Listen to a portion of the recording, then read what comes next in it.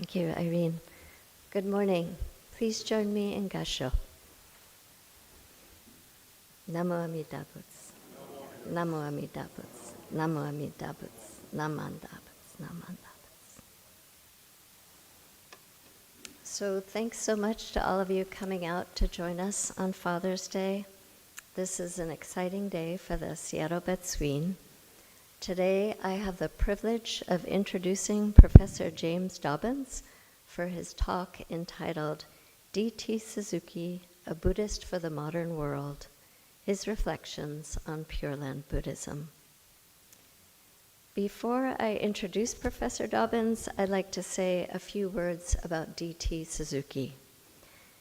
I think that Professor Dobbins can and will explain the role that Suzuki played in the larger Buddhist world, but that is not my area of expertise. So I thought I'd start off by talking about the role that his writings have played in my life. A long time ago, when I graduated from high school, I was pretty adamant with my parents that I did not want to go to college.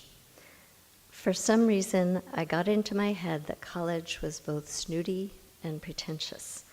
What I really wanted was to be a man or woman of the people. So I decided to go to beauty school.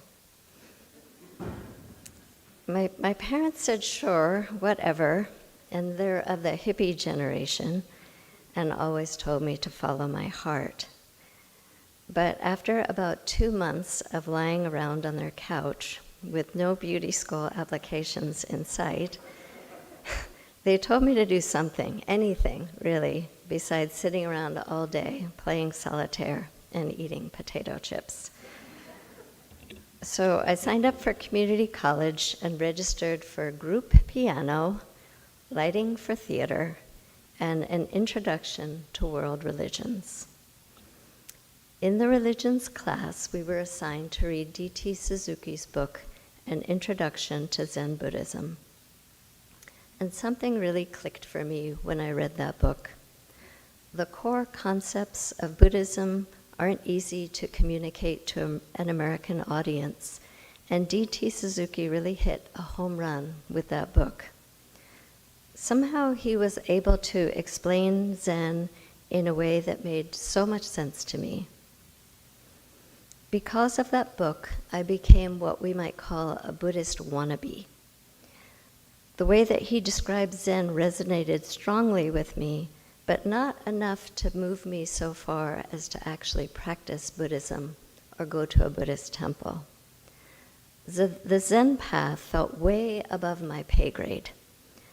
I tried to meditate, but I had no idea what I was doing, and I ended up feeling sort of silly. My second encounter with D.T. Suzuki took place about 20 years later when I read his book on Shin Buddhism called Buddha of Infinite Light. I had just started to bring my daughter to campfire here at the Betsuin, and I wanted to learn a little more about Jodo Shinshu. It's a good introductory book because it's basically a transcript of a talk that he gave at the New York Buddhist Temple, so the language is simple and easy to understand. In the book, he goes over the basic ideas of Jodo Shinshu, like other power, Amida Buddha, the Nembutsu, and the Pure Land. But there was one comment that he made in this book that really compelled me to take the next step toward actual practice. He said that although he had met many advanced practitioners of Zen in his life, the thing that really distinguished Jodo Shinshu followers for him was their gentle nature. I suppose that this is really what pushed me to take Jodo Shinshu to heart. Gentleness is not something I had seen emphasized in any other context in life, and it sounded incredibly appealing to me. That enthusiasm has not died out over time, and 20 years later, I'm still here and excited to introduce our speaker today. I first met Professor Dobbins about 15 years ago when I was a graduate student at the UW studying Jodo Shinshu. I had used his book, Shin Buddhism in Medieval Japan, as a reference point for many of my papers. As many of you might be aware, there aren't many scholarly books written in English on Jodo Shinshu, and his book was a real lifesaver. Not only is it comprehensive and thorough, for he is a careful historian, it is also easy to read and clear, which is a gift to his readers.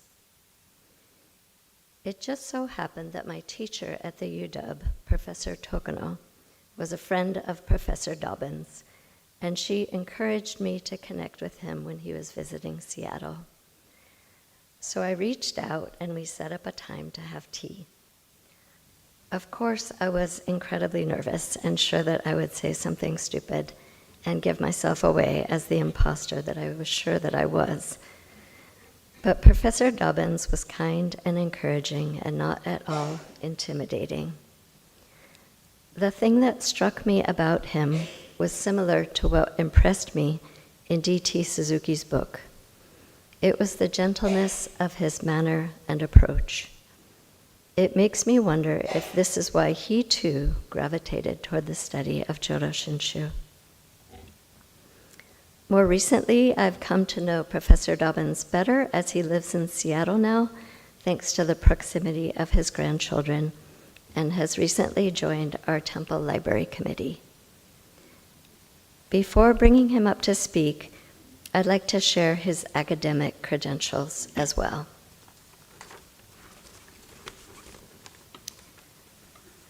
James Dobbins is a professor emeritus of East Asian Studies at Oberlin College, where he taught for many years. He received his undergraduate degree in philosophy from Rhodes College and a PhD in religious studies from Yale University. His major books include Behold the Buddha, Religious Meanings of Japanese Buddhist Icons, The Legacy of Kuroda Toshio, Letters of the Nun Eshini, and the book that I mentioned earlier called Jodo Shinshu, Shin Buddhism in Medieval Japan.